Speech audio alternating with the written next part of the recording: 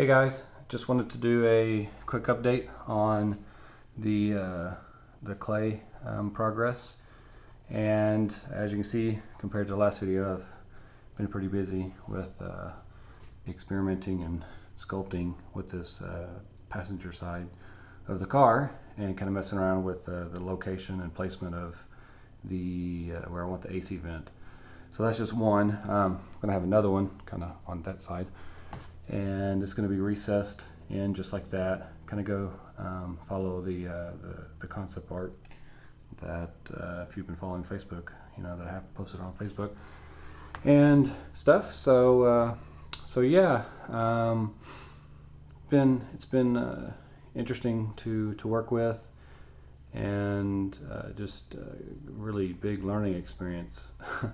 Kind of figuring out how to move this clay, stick it, and work nice lines on it and things like that. So this is still just a kind of a rough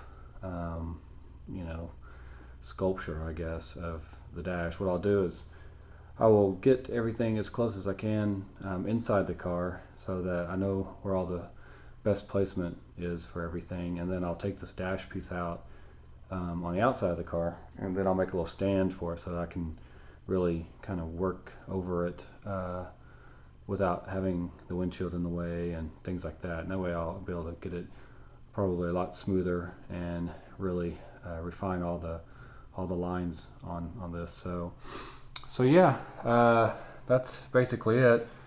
Excuse me, I'm still getting over my little cold that I had last time I did this video.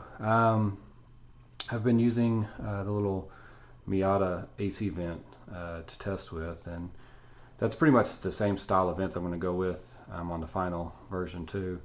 I probably will do it more of an aluminum, kind of a little bit more modern version of that I've seen.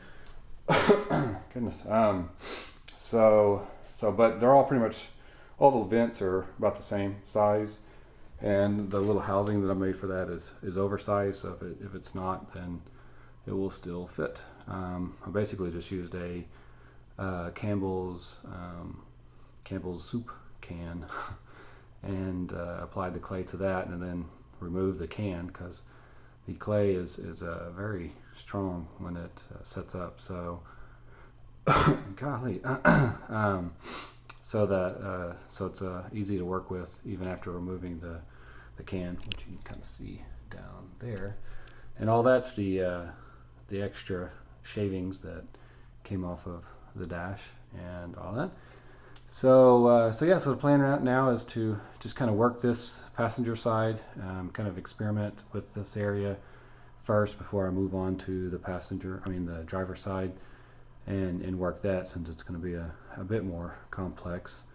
And then I'll also do the center console section, which will probably be the most complex piece. So yeah, that's kind of the plan. And over here is the clay. So I have a lot more now. And what I did is, in the last video, I was kind of heating everything up with this heat gun that I have right there, and then slicing pieces off, and that was just a pain, really big pain. So what I've done now is I have a toaster oven that I use to heat up each one of these bars. I can do about 5 at a time. Then I slice up the bar into little sections, and then I have these little discs left over that I can use to work into the dash and experiment with. So it kind of makes it easier. That way I don't have a big chunk of hot clay that I have to to rip off or tear or whatever the process is, and I can just work with these small little discs. And right now they're real hard, but once I put them in this oven, which just actually beeped and turned off, and the oven's set to about between 150 to 175. And what I do is I have, this is the excess clay, I just squish it together.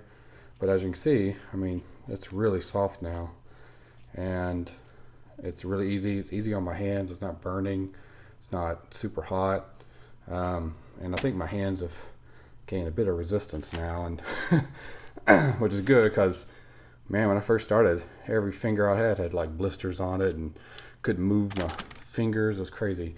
So now, this is what the discs, look like, and very mushy and pliable now. And then I just smooth that in, smooth and work this into the area that I need to add clay to. And that's about it. So nice thing is it's only oven's at 150, 175, so I don't need any gloves to take this in and out. Nothing super hot. So that's good. And these little toaster ovens are like 25 bucks. So not a bad investment. So this is our old one, and I just kind of upgraded our old one. So that's how I talked the wife into let me do these things, I guess. So yeah, let me know what you guys think in the comments, and what do you think, how the dash is coming along, and what do you think about my techniques or lack thereof. But basically I'm still working with the same little tools, my favorite little knife or big knife, and a few little scrapers that I picked up at the hardware store. And I'll probably end up getting some professional tools. I'm trying to figure out exactly what I need, so I'm kind of doing it with the least amount of tools, so that when I come to certain areas I can say, oh, well, I need a tool that will allow me to do this. That way I spend the money a little bit more wisely, I guess, on getting the right things. So that's about it for this video. Like I said, I'm going to, finish up the dash, get it kind of generally shaped and designed, and then I'll take the dash out, build a little stand for it, and put it up over here somewhere if I can find a spot. And then work with it there. Then what I'll do is I'll pull a mold off of this, because a lot of people, I'm getting comments in my videos where people think this is the actual dash, and I'm just going to drive around with 1,200 pounds of clay on the car, and 4 inches of body filler. So yeah, for those guys wondering, this is not the final dash. This is just like a master mold, I guess, or will be, or is for making a master mold. So it's kind of like the master body buck or whatever you want to call it. So yeah, that's about it. And I'll see you guys in the next video with some more updates. Later. Bye.